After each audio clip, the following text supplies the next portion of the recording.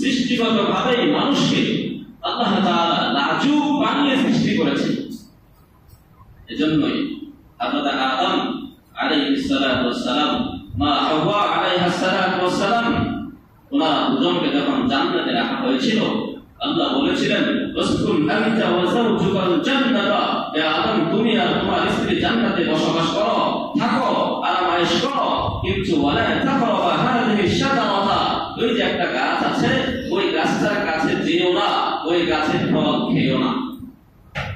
কিন্তু তারা শয়তানের প্ররোচনায় সেই ভুলটা করে ফেলেছিলেন, হয়ে গিয়েছিল। সেই গাছের ফল যখন তারা আহার করেছিলেন, সাথে সাথে ফাদাল্লাহুমা বিগুরুর ফালাম্মা যারাকা আশ-শাজারাতা বাদাত লাহুমা সাওআতুহুমা ওয়া তাফিকা ইয়াসিফান আলাইহিমা মিন ওয়ারাকিল জান্নাহ। গাছের ফল খাওয়ার সাথে সাথে দুজনের শরীর থেকে পোশাকগুলো খুলে পড়ে গিয়েছিল, খালি পোশাকে হয়ে গিয়েছিলেন। যখন শরীরে কোনো পোশাক ছিল না, তখন তারা দুজন গাছের পাতা দিয়ে নিজেদের লজ্জাস্থানকে ঢাকতে চেয়েছিলেন, ঢাকা শুরু করেছেন। লজ্জার কারণে মানুষকে আল্লাহ তাআলা স্বভাবজাতভাবে লজ্জা দিয়ে সৃষ্টি করেছেন, লাজুক করে সৃষ্টি করেছেন।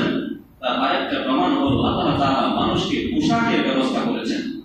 কোন পাখিকে, কোন পশুকে আল্লাহ তাআলা পোশাক দেন নাই, পোশাক একমাত্র মানুষকে দিয়েছেন। আল্লাহ রাব্বুল আলামিন কুরআনুল কারীমে বলেছেন, ইয়া বানি আদম ক্বাদ আনজালনা আলাইকুম লিবাসান ইউওয়ারি সাওআতিকুম ওয়া রিশা, হে বনি আদম আমি তোমাদেরকে পোশাক দিলাম, পোশাক যাতে করে তোমরা নিজেদের লজ্জাস্থানকে, নিজেদের সতরকে আবৃত করে রাখবে। এই আয়াতগুলো প্রমাণ করে যে আল্লাহ তাআলা মানুষকে স্বভাবজাতভাবে লজ্জা দিয়ে সৃষ্টি করেছেন।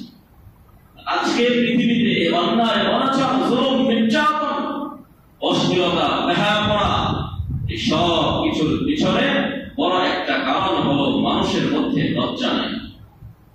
লজ্জাকে ভুলে গেছে, ছুঁড়ে ফেলে দিয়েছে। অথচ লজ্জা এটা ঈমানের সৌন্দর্য। মুমিন মানেই তো সে লাজুক হবে। মুমিন তো তাকেই বলা হয় যে লজ্জার কারণে সে কোনো গুনাহ করতে পারে।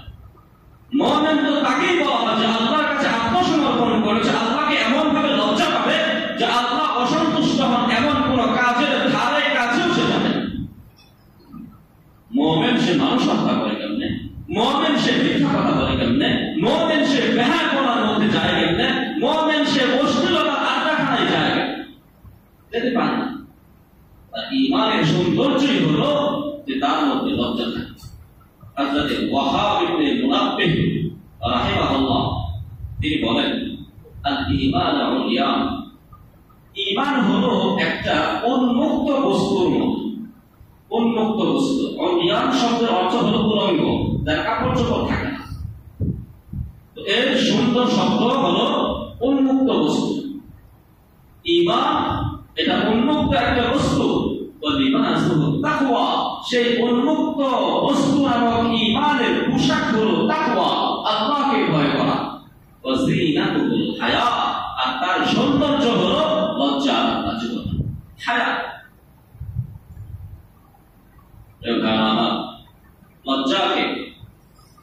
লজ্জাকে ঈমানের অঙ্গ বলা হয়েছে।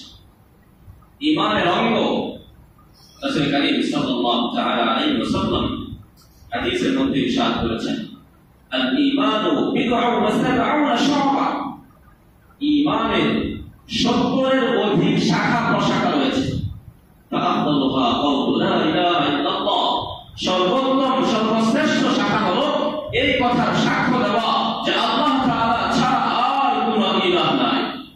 লা ইলাহা ইল্লাল্লাহ, আল্লাহ ছাড়া আর কারো কাছে মাথা নত করা যাবে না। ইবাদত পাওয়ার একমাত্র হকদার কে? আল্লাহ। এই কথার সাক্ষ্য প্রদান করা, এই কথাকে মানা, মনে প্রাণে বিশ্বাস করা, এটা হলো ঈমানের 1 নাম্বার শাখা। আর সর্বনিম্ন শাখা হলো ইবাদাতুল আযা আনিত তারিক, রাস্তা থেকে কষ্টদায়ক বস্তুকে সরিয়ে ফেলা। রাস্তা থেকে কষ্টদায়ক বস্তু সরিয়ে ফেলা। আজকে দেখা যায় বিভিন্ন এলাকায় গেলে রাস্তাঘাটে হাঁটা যায় না, ময়লা নিজের বাসার সামনে একটা বিশাল ডাস্টবিন হয়ে গেছে, এই ময়লা সরানোর কোনো খবর নেই।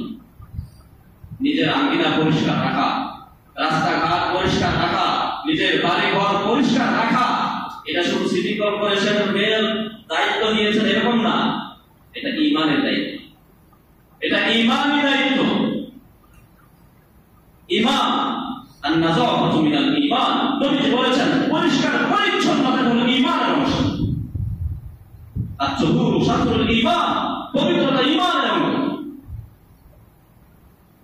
প্রিয় ভাইরা আমার, তো নবীজি বলেছেন ঈমানের 70টির অধিক শাখা আছে, সর্বশ্রেষ্ঠ হলো এই কথার সাক্ষ্য দেওয়া যে লা ইলাহা ইল্লাল্লাহ, সর্বনিম্ন হলো ইমানাতুল আযা আনিত তরিক, রাস্তা থেকে কষ্টদায়ক জিনিসকে সরিয়ে ধরা।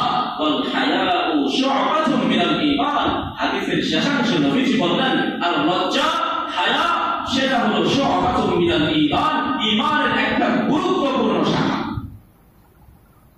লজ্জা। মানুষের মধ্যে যদি লজ্জা থাকে, এই লজ্জার কারণে মানুষ অনেক অনেক দোষ থেকে, অনেক ত্রুটি থেকে বেঁচে থাকতে পারে। লজ্জা মানুষের দোষ ত্রুটি গোপন রাখে। মান কাসাহুল হায়া সাওবা, যে লজ্জাকে নিজের ভূষণ বানালো, নিজের কাপড় পোশাক বানালো, লাম ইয়ারান নাসু আইবা, মানুষ তার দোষ ত্রুটি দেখবে না। কারণ যে লাজুক, আল্লাহকে লজ্জা করে, ওই লোক কোনোদিন গুনাহ করতে পারে না। আর কোনো কারণে যদি কোনো সময় গুনাহ হয়েও যায়, তাহলে সে এমন ভাবে সেটাকে ঢেকে রাখার চেষ্টা করে মানুষ যেন সেটা জানতে না পারে।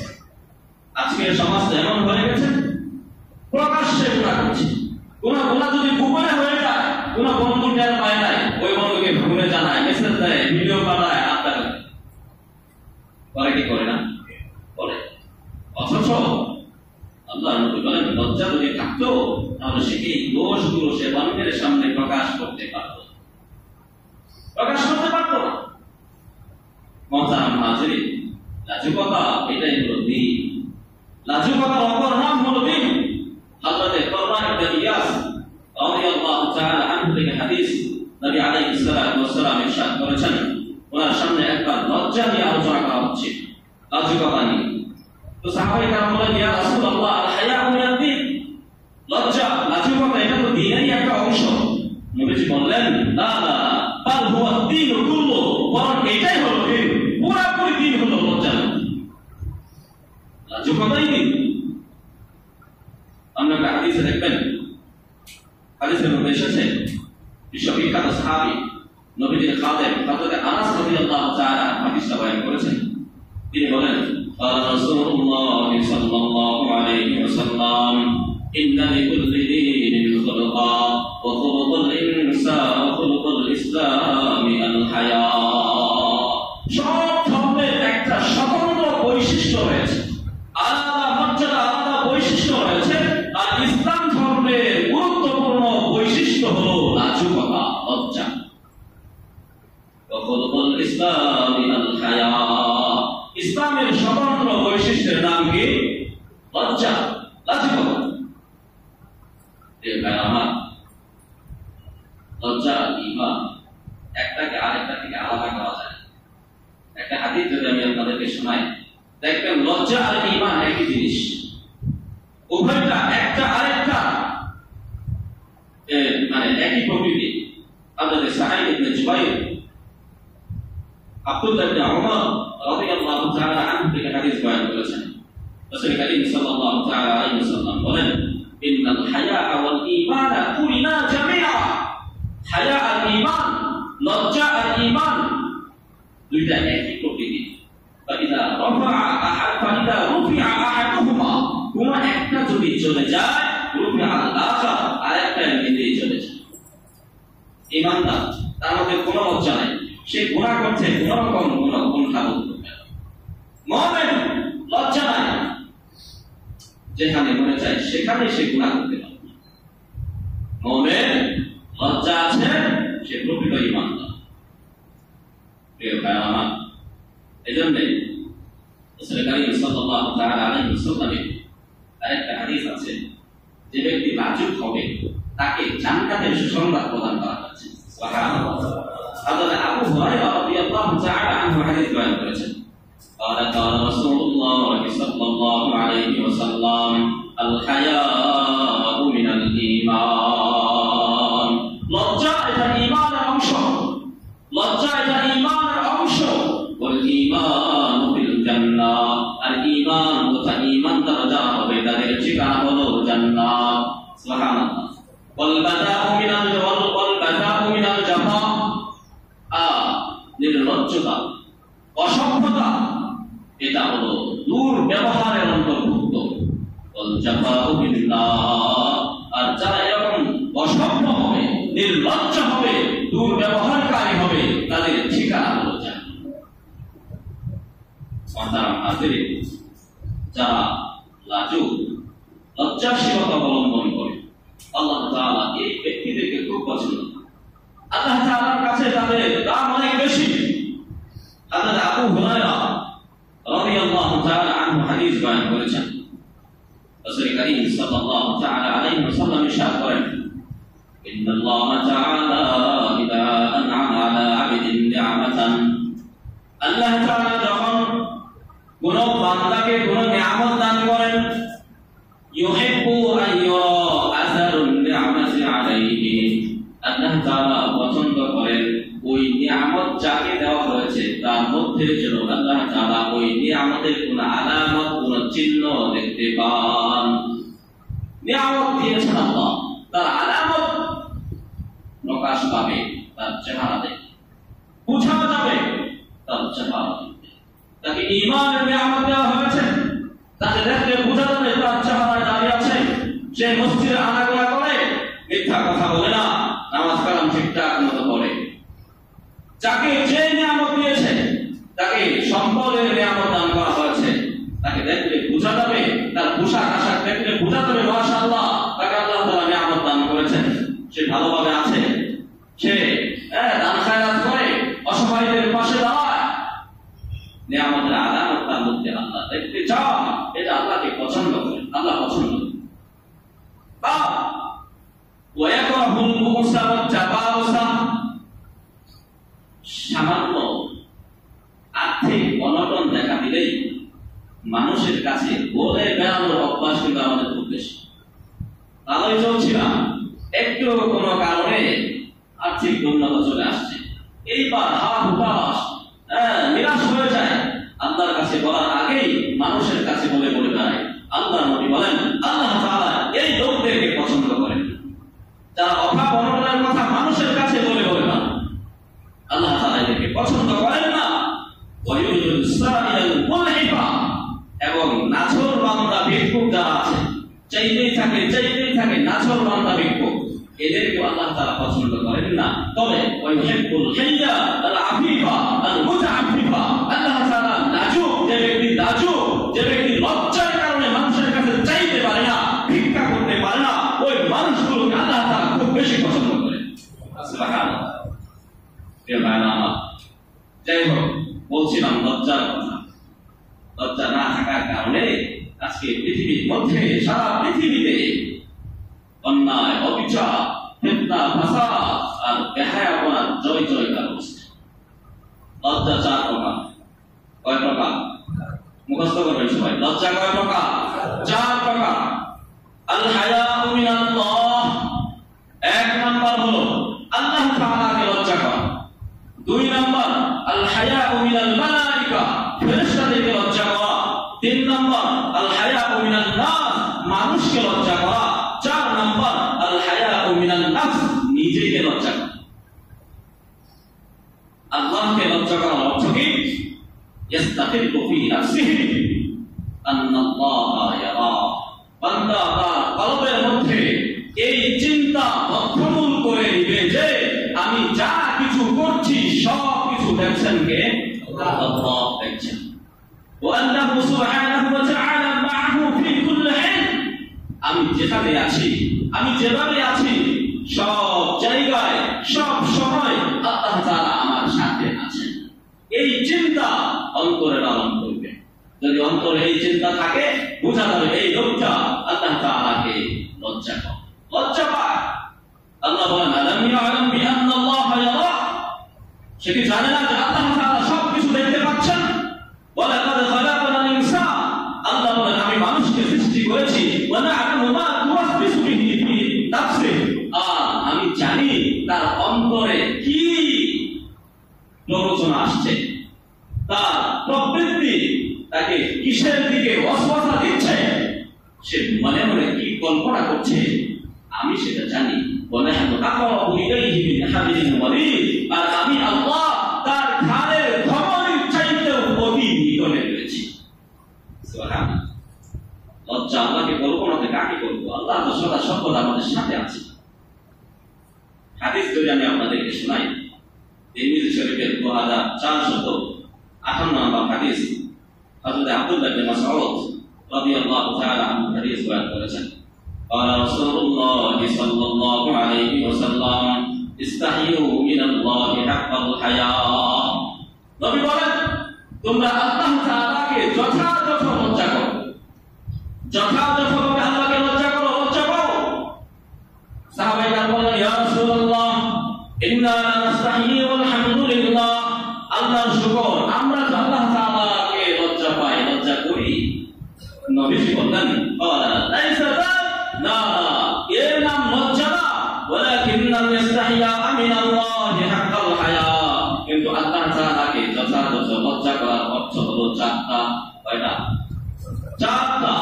আল্লাহ তাআলাকে যথাযথ লজ্জা করার অর্থ চারটা।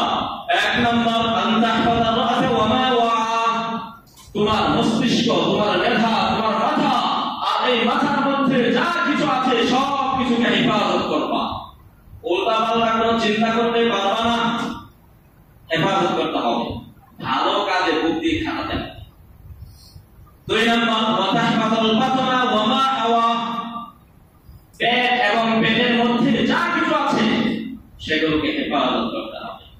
পেটের কথা যে কাউকে বলে দেওয়া যাবে না, পেটে যা মনে চায় তাই ঢোকানো যাবে না। সুদের টাকা, ঘুষের টাকা, অন্যায় ভাবে আত্মসাৎ করে টাকা, এতিমের সম্পদ পেটের মধ্যে ঢোকানো যাবে না, পেটকে হেফাজত করতে হবে। তিন নম্বর ওয়াতাযাক্কারুল মাউত ওয়াল মিলাম, মরণ আর মরণের পরে তোমার লাশ, তোমার দেহ, তোমার বডিটাতে পচে গলে যাবে, পোকামাকড় তোমার লাশটাকে খেয়ে ফেলবে, সেই কথাগুলো চিন্তা করবে। মরণের কথা চিন্তা করবে, মরণের পরের অবস্থার কথা চিন্তা করবে। ওয়ামান আরাদাল আখিরাতা তারাকা যিনাতাদ দুনিয়া, আর যে ব্যক্তি আখিরাতের আশা করে, আখিরাতের সুখ শান্তির আশা করে, সে দুনিয়ার চাকচিক্য আর জাকজমককে পরিত্যাগ করবে। এই হলো চার কাজ। ফামান ফাআলা যালিকা, এই চার কাজ যে করবে, মাথা এবং মাথাকে হেফাজত করবে, মাথার ভিতরে যা আছে হেফাজত করবে, পেট, পেটের ভিতরে যা আছে হেফাজত করবে, মরণের পরবর্তী জিন্দেগির কথা চিন্তা ভাবনা করবে, আর আখিরাতের আশায় দুনিয়ার আরাম আয়েশার চাকচিক্যকে পরিত্যাগ করবে। ফামান ফাআলা যালিকা, এই চার কাজ যে ব্যক্তি করবে, ফাকাদ ইস্তাহিয়া মিনাল্লাহি হাক্কাল হায়া, সে ব্যক্তি পরিপূর্ণভাবে আল্লাহ তাআলাকে লজ্জা করবে। সুবহানাল্লাহ। আল্লাহকে লজ্জা পাওয়ার অর্থ কয়টা? চারটা। আরেকটা হাদিস যদি আমি আপনাদেরকে শোনাই, সুনানে আবু দাউদ শরীফের 4017 নম্বর হাদিস, হযরত বাহজ ইবনে হাকিম আন আবিহি আন জাদ্দিহি قال قال رسول الله صلى الله عليه وسلم, এই সাহাবী হযরত বাহজ ইবনে হাকিম তার বাবা তার দাদা থেকে হাদিসটা বয়ান করেছেন। তিনি বলেন আমি রাসূল করিম সাল্লাল্লাহু তাআলা আলাইহি ওয়াসাল্লামকে বললাম, আওরাতুনা ওয়া মা না'তি মিনহা ওয়া মা নাযা, ইয়া রাসূলুল্লাহ, আমাদের যে সতর আছে, সতর, পুরুষের সতর কতটুকু? নাভি থেকে হাঁটুর নিচ পর্যন্ত, নাভি থেকে হাঁটুর নিচ পর্যন্ত পুরুষের সতর, আওরাত, এটা ঢেকে রাখা ফরজ, এটা খোলার কোনো অবকাশ নাই। আর নারীদের মাথা থেকে পায়ের তালু পর্যন্ত পুরোটাই সতর, ঢেকে রাখতে হবে। ওই সাহাবী বলেন, ইয়া রাসূলুল্লাহ, আমরা আমাদের সতর কতটুকু, মানে কার সামনে খোলা রাখবো আর কার সামনে আবৃত করে রাখবো, ঢেকে রাখবো কার সামনে? নবীজি বললেন, ইহফাজ আওরাতাকা ইল্লা মিন যাওজাতিকা আও মা মালাকাত ইয়ামিনুকা, তুমি তোমার এই সতরকে শুধুমাত্র তোমার স্ত্রীর সামনে খুলবে, আর তখনকার দাস দাসীর কথা ছিল দাসীর সামনে খুলবে, অন্য কারোর সামনে তুমি তোমার সফরকে খুলতে পারবে না, সবার সামনে তুমি তোমার সফরকে ঢেকে রাখবে। সাহাবী বললেন, ইয়া রাসূলুল্লাহ, যদি আমাদের কেউ একদম নীরবে নির্জনে থাকে, একাকী আছে, কেউ নাই, কোনো মানুষ নাই, তাহলে কি সেটা সফর করতে পারবে? নবীজি বললেন, ইযা কানা আহাদুনা খালিয়ান ক্বালা আল্লাহু আহাক্কু আন ইস্তাহইয়া মিনহু মিনান নাস। নবীজি বললেন, আরে মানুষের চাইতে আল্লাহ তাআলাকে লজ্জা পাওয়া, এটা আল্লাহ তাআলার জন্য, মানুষের জন্য আল্লাহকে বেশি লজ্জা পাওয়া, এই ব্যাপারে আল্লাহ তাআলা বেশি হকদার মানুষের চাইতে। সুবহানাল্লাহ, আল্লাহকে বেশি লজ্জা পাওয়া। মানুষ দেখবে এই ভয়ে আমি অনেক সময় লজ্জাস্থান খুলি না, সফল খুলি না, একাকি থাকলে একদম খোলামেলাভাবে থাকি না, স্বাভাবিক তো থাকাই যায়, কিন্তু মনে রাখতে হবে যে আমি একদম উলঙ্গ হয়ে আছি, গোসলখানায় ঢুকে সব কাপড় চোপড় ছেড়ে দিয়ে এরপরে গোসল করলাম, করা যাবে, উন্নতি আছে, তবে এটা আল্লাহ তাআলা আদবের খেলা। আল্লাহ তাআলা আমার সাথে আছে, আল্লাহ তো আমাকে দেখছেন, আল্লাহকে লজ্জা পাওয়া মানুষের জন্য খুব ভালো। যাই হোক, এক নাম্বার লজ্জা হলো আল্লাহ তাআলাকে লজ্জা করা। দুই নাম্বার হলো আল হায়াউ মিনাল মালাইকা, ফেরেশতাদেরকে লজ্জা করা। ফেরেশতাদেরকে লজ্জা করব কেন? আল্লাহ তাআলা কুরআনুল কারীমে সূরাতুল ইনফিতারের মধ্যে বলেন, ওয়া ইন্না আলাইকুম লাহাফিজিন, ওয়া ইন্না আলাইকুম লাহাফিজিন, আমি তোমাদের জন্য সংরক্ষক হিসেবে, রক্ষণাবেক্ষণকারী হিসেবে ফেরেশতা নিযুক্ত করেছি। ওয়া ইন্না আলাইকুম লাহাফিজিন, ফেরেশতা তোমাদের দেখাশোনা করবে, কারণ তারা কিরামান কাতিবিন, যারা তোমাদের আমলনামা লিপিবদ্ধ করে থাকে। আমরা জানি আমাদের দুই কাঁধে দুই ফেরেশতা আছে না নাই? আছে। কিরামান কাতিবিন, ডান কাঁধে একজন ফেরেশতা, বাম কাঁধে একজন ফেরেশতা, উভয় ফেরেশতা কি করে? আমাদের আমলনামা দেখে। ডান কাঁধের ফেরেশতা আমাদের নেক আমলগুলোকে লিপিবদ্ধ করেন, রেকর্ড করেন, অডিও ভিডিও সবকিছু করেন। বাম কাঁধের ফেরেশতা আমাদের পাপ আর গুনাহের কাজগুলোকে লিপিবদ্ধ করেন, রেকর্ড করেন, কিয়ামতের ময়দানে সব সামনে পেশ করে দাও। আপনি, আমি, আমার আপনার আমলনামা সব দেখতে পাবো। তখন আফসোস করে বলবো, হায় হায়, এই কি লা ইহাদিউ সাগীরাতাও ওয়ালা কাবীরাতান ইল্লা আহসাহা, কেমন আমলনামা, কারা এটাকে সংরক্ষণ করছে, মনে করে কি কল্পনা করেছিলাম সেটাও তো দেখা যায়, এখানে লেখা আছে। লা ইহাদিউ সাগীরাতাও ওয়ালা কাবীরা, ছোট বড় কোনো কিছুই বাদ করবে না, সাথে সাথে দেখবে 24 ঘন্টায় ফেরেশতা আপনার কাছে আছে, আমার কাছে আছে, মনে মনে কি কল্পনা করছি সেটাও তারা লিপিবদ্ধ করে রাখবে। আমার প্রিয় ভাইরা, এজন্য ফেরেশতাদেরকে লজ্জা করার দরকার আছে না নেই? আল্লাহ বলেন, ওয়া ইন্না আলাইকুম লাহাফিজিন কিরামান কাতিবিন ইয়ালামুনা মা তাফআলুন, তোমরা যা কিছু করো ওই ফেরেশতারা তা জানে। এজন্য ফেরেশতাদেরকে লজ্জা করতে, ফেরেশতাদেরকে লজ্জা করতে গিয়ে মনে মনে ভাবতে হবে, তাই ফেরেশতাও আমার কাছে আছে, আমি যে কাজটা এখন করব, আমি যে তার সাথে এখন নীরবে নির্জনে একান্তে মিলিত হব, এটা তো অন্যায়। শরীয়ত তো আমাকে সে অনুমতি দেয় নাই, আমার কাছে তো ফেরেশতা আছে, আমি যে অন্যায়টা করতে যাব, আমি অন্যায় করার সাথে সাথেই তো ফেরেশতারা সেটাকে আমলনামায় দেখে নিই। এভাবে ফেরেশতাদেরকে লজ্জা করলে তখন অনেক গুনাহ থেকে আমরা বেঁচে থাকতে পারি। প্রিয় ভাইরা, 3 নাম্বার আল হায়াউ মিনান নাস, মানুষদেরকে লজ্জা করা। মানুষ কি বলবে, মানুষ আমাকে কি বলবে, এটা আপনার দরকার আছে। আমি সমাজে থাকি, আমি এই মহল্লায় থাকি, অথবা আমি এই পুরো অঞ্চলের দায়িত্বশীল, আমি পুরো দেশের দায়িত্বশীল, আমি মসজিদের ইমাম, গোটা মহল্লাবাসী আমার মুসল্লি, আমি যদি এই কাজটা করি, আমার এই কাজটা যদি সমাজে প্রকাশ হয়ে যায়, প্রচার হয়ে যায়, আমি তাদের সামনে কিভাবে মুখ দেখাবো? মানুষকে লজ্জা করা, মানুষকে লজ্জা করলেও বহু ধরনের পাপ থেকে আমরা বেঁচে থাকতে পারি। কিন্তু আজকে তো এটাকে টন্ট কেয়ার, কেউ এটাকে কেয়ার করে। মানুষ কি বলবে সেটা দেখার সময় আছে না, মনে চাইছে আর করে ফেলেছি। অথচ আমরা যদি অতীত ইতিহাসের দিকে তাকাই, জাহিলি যুগে তাকাই, আইয়ামে জাহিলিয়া, বর্বরতার যুগ, ইসলাম আগমনের আগের যুগের দিকে তাকাই, তাহলে ওই যুগের মুশরিকদের ইতিহাস যদি আমরা পড়ি, দেখি ওই মুশরিকরা পর্যন্ত মানুষদেরকে লজ্জার ভয়ে নিজেরা কখনো মিথ্যা কথা বলতেন। আবু সুফিয়ান রাদিয়াল্লাহু তাআলা আনহু তিনি ইসলাম গ্রহণের পর হাদিস বয়ান করেছেন যে আমাদেরকে যখন হিরাক্লিয়াসের দরবারে ডাকা হলো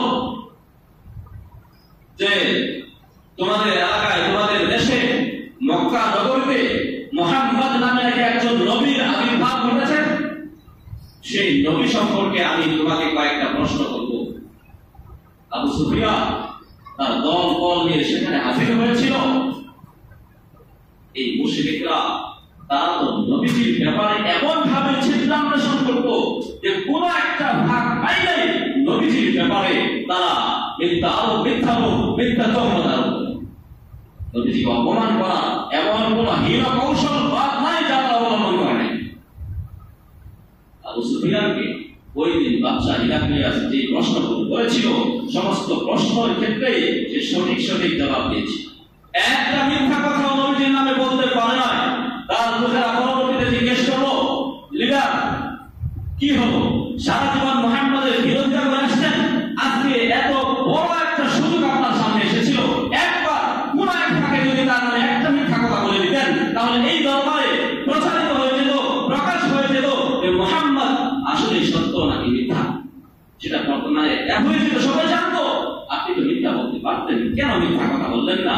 আবু সুফিয়ান বললেন, আরে লাউলাল হায়া, যদি এই লজ্জা আমার না থাকতো যে তোমরা এই মক্কায় গিয়ে ঘোষণা করে দিবে যে আবু সুফিয়ান হিরাক্লিয়াসের দরবারে গিয়ে মিথ্যা কথা বলে আসছে আর মক্কার মানুষ আমাকে মিথ্যাবাদী হিসেবে চিনবে, এই ভয়, এই লজ্জা যদি আমার কাছে না থাকতো, তাহলে লাকাতাতু আনহু, অবশ্যই আমি মুহাম্মদের নামে মিথ্যা কথা বলতাম। চিন্তা করা যায়, মানুষের ভয়ে, লজ্জা, মিথ্যা কথা পর্যন্ত বলতো। আজকের সমাজে মিথ্যা কথার কথা মানুষ মানুষকে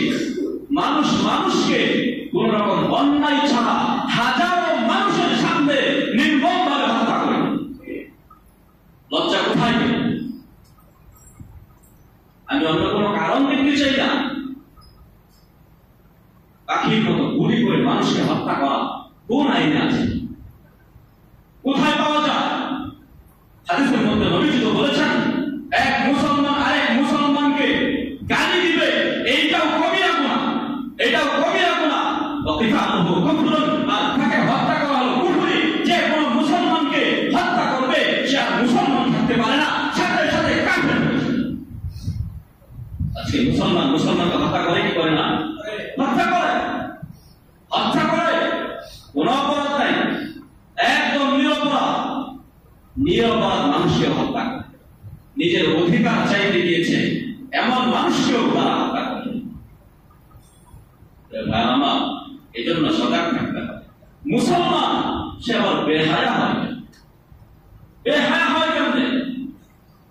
মুশরিকরা পর্যন্ত যেখানে মিথ্যা কথা বলবো না লজ্জার কারণে, আজকের সমাজ, আজকের দেশ, আজকের জনগণ কি বলবে জনগণের দিকে তাকানোর সময় যা করা সব করে যায়। যে লজ্জ চরম বেহায়াপনা, এর চাইতে বেহায়াপনা পৃথিবীতে আর কোথাও নেই। অন্যায় ভাবে চোখের সামনে মানুষকে হত্যা করে। প্রিয় ভাইরা আমার, দেখেন মানুষকে লজ্জা করা। রাসূল কারীম সাল্লাল্লাহু তাআলা আলাইহি ওয়াসাল্লাম একবার দেখলেন একজন সাহাবীকে, তিনি খোলামেলা অবস্থায় গোসল করতেছেন। নবীজি মসজিদে নববী থেকে মিম্বারে উঠে গেলেন, খুতবা দিলেন, আল্লাহর প্রশংসা করলেন, হামদার সাহাবাত করার পরে তিনি বললেন যে আল্লাহ তাআলা সহনশীল, আল্লাহ তাআলা লজ্জাকে পছন্দ করেন, তিনি লজ্জাশীল, তিনি মানুষের দোষকে গোপন রাখেন, ইউহিব্বুল হায়া, যারা লজ্জা অবলম্বন করে তাদেরকেও তিনি পছন্দ করেন। বা ইযা তাসালা আহাদুকুম ফালইস্তাতির, তোমাদের মধ্যে যখন কেউ গোসল করে সে যেন পর্দার ভিতরে ঢুকে তারপরে গোসল করে। কারণ গোসল করলে অবশ্যই কাপড় চোপড়ে সেটি পরে খুলে তারপরে সুন্দর করে ঘষে মেজে গোসল করতে হবে, মানুষের চোখের সামনে পড়ে যেতে পারে। এজন্য আড়ালে গিয়ে তোমরা গোসল করো। হযরত আলী রাদিয়াল্লাহু তাআলা আনহু তিনি হাদিস বয়ান করেন, রাসূল কারীম সাল্লাল্লাহু তাআলা আলাইহি ওয়াসাল্লাম ইরশাদ করেছেন, লা তাকশিফ ফাখিযাকা ওয়া লা তানজুর ইলা ফাখিযি হাইয়িন ওয়া লা মাইয়িতিন। নবীজি বললেন, হে আলী, তুমি তোমার রান পুরো কখনো অনাবৃত করো না, উদার করো না, খালি করো না। ওয়া লা তানজুর ইলা ফাখিযি হাইয়িন ওয়া লা মাইয়িতিন, জিন্দা আর মুর্দা, জীবিত হোক বা মৃত হোক, কারো গরুর দিকে দৃষ্টিপাত করবে না। নবীজির নিষেধ। আজকের সমাজের দিকে আমরা তাকাই, দেখবো এত বেহায়া বলা হয়েছে। যুবক ছেলেরা হাফ প্যান্ট পরে ঘুরতেছে, হাফ প্যান্ট পরে না, বাবা মায়ের সামনে, মুরব্বীদের সামনে একটা শর্ট প্যান্ট পরে সিগারেট জ্বালায় তারপরে হাঁটছে। কত বড় বেহায়া, কত বড় নির্লজ্জ। হাঁটু খুলে শর্ট প্যান্ট পরে সে রাস্তা দিয়ে হাঁটছে। সামান্যটুকু লজ্জাবোধ নাই না, যার মধ্যে সামান্যটুকু লজ্জাবোধ আছে সেরকম ছোট পোশাক করে রাস্তা বের হতে পারে। মানুষরা এমন করতে পারে না, পশুরা না করে। পশুর মধ্যে তো আল্লাহ লজ্জা দেয়। পশু যারা, এই পশুগুলোর মধ্যে আল্লাহ তাআলা লজ্জা দেন। আপনি আমি খেয়াল করবেন, পশুর মতো যদি রাস্তাঘাটে চলাফেরা করি, আমার মাঝে আপনার মাঝে পার্থক্য থাকবে। এজন্য কোরআনুল কারীমে আল্লাহ রাব্বুল আলামিন বলেছেন, ওয়ালাকাদ যারানা লিজাহান্নামা কাসীরাম মিনাল জিন্নি ওয়াল ইনস, আমি আমার জাহান্নামকে অসংখ্য মানুষ আর জিন জাতি দিয়ে ভরপুর করব। জাহান্নামকে ভরপুর মানুষ দিয়ে, জিন দিয়ে। কোন সকল মানুষ? ওই মানুষগুলোর গুণাগুণ কি? যারা জাহান্নামী হবে, যাদেরকে আমি আমার জাহান্নামের লাঠিয়া ইন্ধন বানাবো, যাদেরকে দিয়ে আমি আমার জাহান্নামকে ভরবো। আল্লাহ বলেন, লাহুম কুলুবুন লা ইয়াফকাহুনা বিহা, এদের অন্তর আছে, আমি অন্তর দিয়েছি, কিন্তু সেই অন্তর দিয়ে ভালো মন্দ পার্থক্য করার ক্ষমতা সে রাখে না, পার্থক্য করে না। ক্ষমতা আছে কিন্তু ভালো মন্দ পার্থক্য করে না। ওয়া লাহুম আ'য়ুনুন লা ইউবসিরুনা বিহা, আমি এদেরকে চোখ দিয়েছি, চোখ আছে, যেটা দেখতে বলেছি সেটা দেখে না, যেটা দেখতে বারণ করেছি সেটা বেশি বেশি দেখে। ওয়া লাহুম আযানুন লা ইয়াসমাউনা বিহা, এদেরকে আমি কান দিয়েছি, কর্ণ দিয়েছি, এই কর্ণের মাধ্যমে যা শোনার তা শুনে না। অহেতুক গান বাজনা শুনে, মিথ্যা শুনে, গীবত শুনে, সমালোচনা শুনে, ভালো কথাগুলো শুনে না। এই সমস্ত মানুষগুলো দিয়ে আমি জাহান্নামকে ভরপুর করব। কারণ কি? এই সমস্ত মানুষগুলো হলো উলাইকা কাল আনআম, চতুষ্পদ জানোয়ারের মতো এই মানুষ, কুকুর, শ্রীগা ইত্যাদির মতো। কুকুর যেরকম মানুষগুলো চোখে দেখে না, রাস্তাঘাটে যেটা ব্যবসায় লিপ্ত হয়ে যায়, একদল মানুষও থাকবে এরকম, একদল মানুষও থাকবে এরকম, এই পশুর মতো আচরণ করবে। পশুদের যেরকম পোশাক আশাক নাই, উলঙ্গ অবস্থায় চলে রাস্তাঘাটে, বাজারে গেলে দেখবেন কি অবস্থা, একটা আরেকটার উপর উঠে যাচ্ছে। মানুষের মধ্যে এমন পরিস্থিতি এখন তৈরি হয়ে গেছে, রাস্তাঘাটে যারা ঘুরে তারা দেখেন কি যে পরিস্থিতি, চোখ উপরের দিকে উঠানো যায় না, ডানে বামে তাকানো যায় না, এত নোংরামি চলতেছে। আল্লাহ বলেন, এই মানুষগুলো শুধু কুকুরের সাথে তুলনা দিলে ভুল হবে। এরা কুকুরের মতো না, চতুষ্পদ জানোয়ারের মতোই না, বালহুম আদল, এরা এর চাইতেও নিকৃষ্ট, এই চতুষ্পদ জানোয়ারের চাইতেও নিকৃষ্ট। উলাইকা হুমুল গাফিলুন, এরা গাফিল, এরা উদাসীন, এদেরকে দিয়ে আমি আমার জাহান্নামকে ভরপুর করব। আমার প্রিয়রা, লজ্জার কথা বলছিলাম।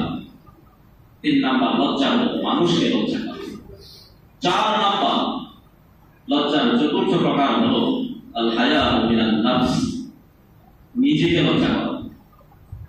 নিজেকে লজ্জা করা, মানুষকে লজ্জা করার আরেকটা ছোট্ট উদাহরণ দিই। হযরত ইউসুফ আলাইহিস সালামের ঘটনা আমাদের সকলের জানা। ইউসুফ আলাইহিস সালামের ঘটনাকে কুরআনুল কারীমের সর্বোত্তম সর্বশ্রেষ্ঠ ঘটনা বলে উল্লেখ করা হয়েছে। ইন্না নাহনু নাকুসু আলাইকা আহসানাল কাসাস বিমা আওহাইনা ইলাইকা হাযাল কুরআন। হে নবী, আপনার কাছে এই যে কুরআন নাযিল করলাম, কুরআনে যা কিছু বর্ণনা করেছি সর্বশ্রেষ্ঠ ঘটনা হলো এই ঘটনা, যেই ঘটনা এখন আমি বর্ণনা করব। অর্থাৎ হযরত ইউসুফ আলাইহিস সালামের ঘটনা। ইউসুফ আলাইহিস সালামের নামে একটা পূর্ণাঙ্গ সূরা আল্লাহ তাআলা নাযিল করেছেন, সূরাতুল ইউসুফ। শুরু থেকে শেষ পর্যন্ত ইউসুফ আলাইহিস সালামের ঘটনা সেখানে আলোচিত হয়েছে, বর্ণনা করা হয়েছে। ঘটনার এক পর্যায়ে এমন ছিল, জুলাইখা ইউসুফ আলাইহিস সালামের সান্নিধ্য পাওয়া যখন সব কৌশল অবলম্বন করে ব্যর্থ হয়েছে, তখন সে সর্বশেষ চেষ্টা হিসেবে একটা কৌশল অবলম্বন করলো যে গভীর রজনীতে তার গোপন কামরায় ইউসুফ আলাইহিস সালামকে তলব করল। ইউসুফকে নিয়ে যাওয়া হলো, পেছন থেকে এক এক করে বড় বড় 7টা দরজা অতিক্রম করলেন। 7 দরজায় 7টা বড় বড় তালা ঝুলিয়ে রাখা হলো, যেন ইউসুফ কোনোভাবে বের হতে না পারে।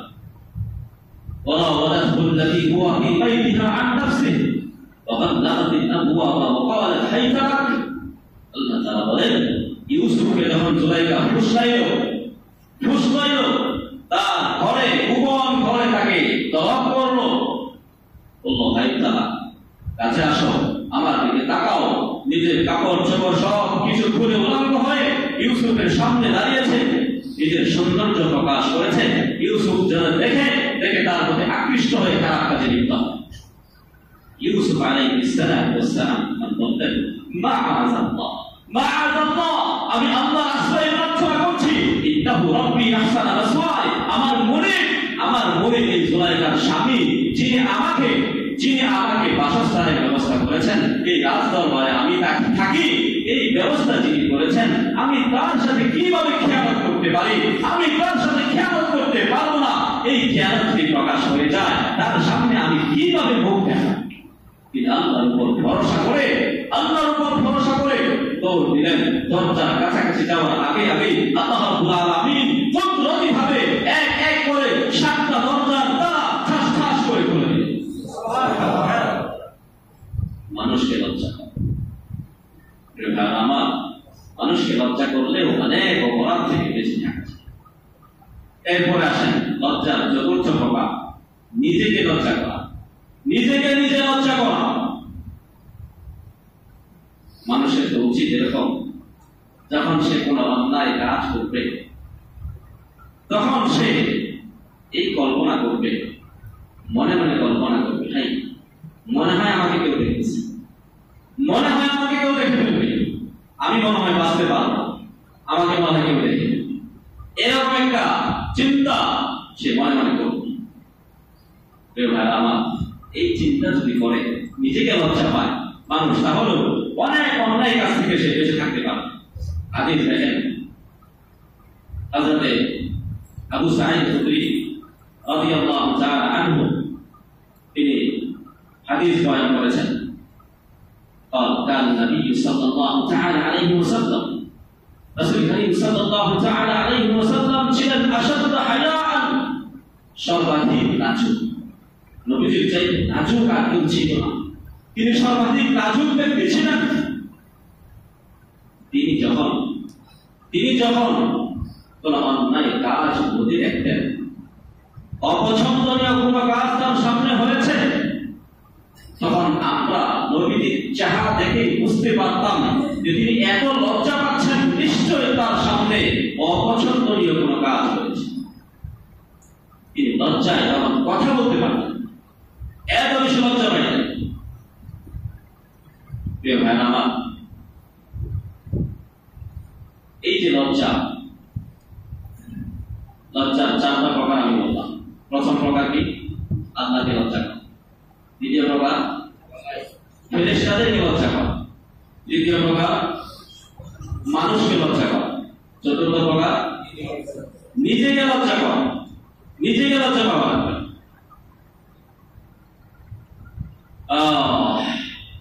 প্রিয় নবী সাল্লাল্লাহু তাআলা আলাইহি ওয়াসাল্লাম সম্পর্কে আরেকটা হাদিস, নবীজির লজ্জা কেমন ছিল।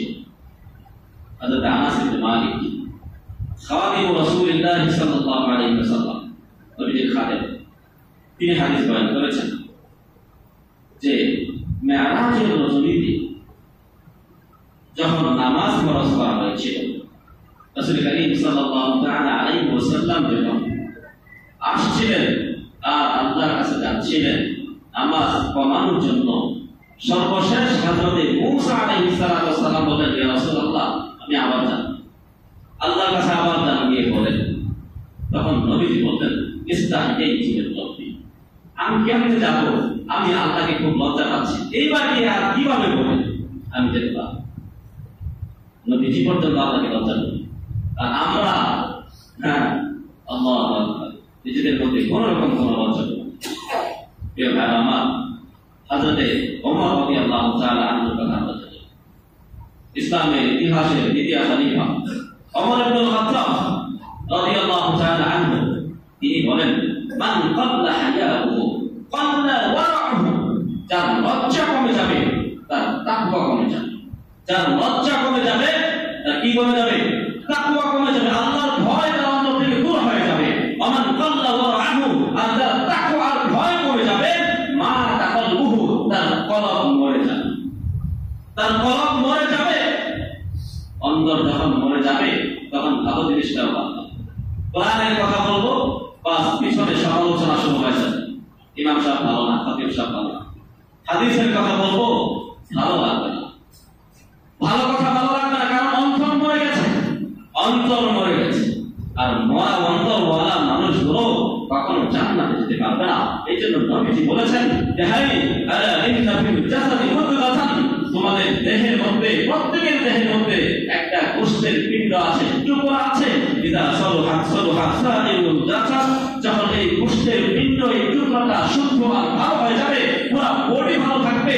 ওইটা ফাসাদাত ফাসাদাত সাইরুল জাসাদ, আর যখন সেই গোশতের টুকরাটা নষ্ট হয়ে যাবে, পুরো বডি নষ্ট হয়ে যাবে।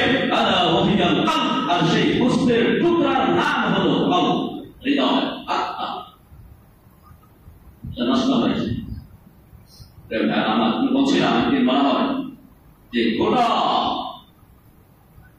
দেশের যেরকম বর্ডার থাকে, বর্ডার গাছটা, বর্ডার পাহাড়, বাংলাদেশের বর্ডার আছে, মানুষের এই 3.5 হাত বড়ির একটা বর্ডার আছে, সেই বর্ডারের নাম হলো চোখ। আর বাংলাদেশের জন্য একটা রাজধানী আছে ঢাকা, যদি কোনো কিছু হইলে আগে ঢাকাতে হামলা করে, ঢাকাতে আসে, রাজধানীর মধ্যে সবকিছু সবার টার্গেট। যে মানুষের 3.5 হাত বড়ির একটা রাজধানী আছে, তার নাম হলো কলব। কি নাম? কলব। এই রাজধানী যদি শক্তিশালী না হয়ে থাকে, দুর্বল হয়ে যায়, তবে আপনার গোটা বড়ি দুর্বল হচ্ছে। কলবকে ঠিক রাখতে হবে, কলব ঠিক রাখতে হবে। লজ্জা কমে গেলে মানুষের মধ্যে যে ঈমানের কুওয়াত, ঈমানের পাওয়ার, ঈমানের চেতনা, সেটা দুর্বল হচ্ছে।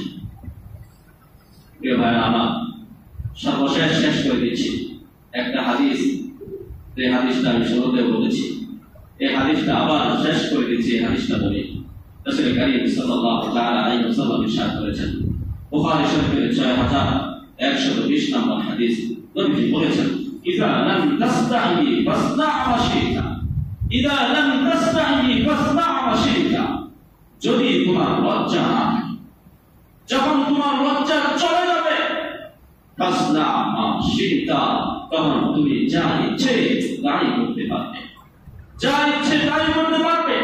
তোমার লজ্জা নাই, তুমি মানুষের সামনে গুনাহ করতে পারবে, তোমার লজ্জা নাই, তুমি একদম মানুষের সামনে মিথ্যা কথা বলতে পারবে। তোমার লজ্জা চলে গেছে তো মানুষের সামনে নামাজ চলতেছে, তুমি এলাকার বাসিন্দা, তুমি হেঁটে চলে যাবে, কাউকে কোনো পরোয়া করবে না। মসজিদে জামাত চলতেছে, এইদিকে হেঁটে হেঁটে চলে যায় না মানুষ, চলে যায়। আল্লাহকে লজ্জা করবে, আল্লাহকে লজ্জা করলেও চলে আসতো, ফেরেশতাদেরকেও যদি লজ্জা করতো মসজিদে চলে আসতো, মানুষকেও যদি লজ্জা পেত মসজিদে চলে আসতো, নিজেকে নিজে যদি লজ্জা করতো তাহলেও মসজিদে আসতো। তাহলে এই লজ্জার 4 প্রকারের কোন এক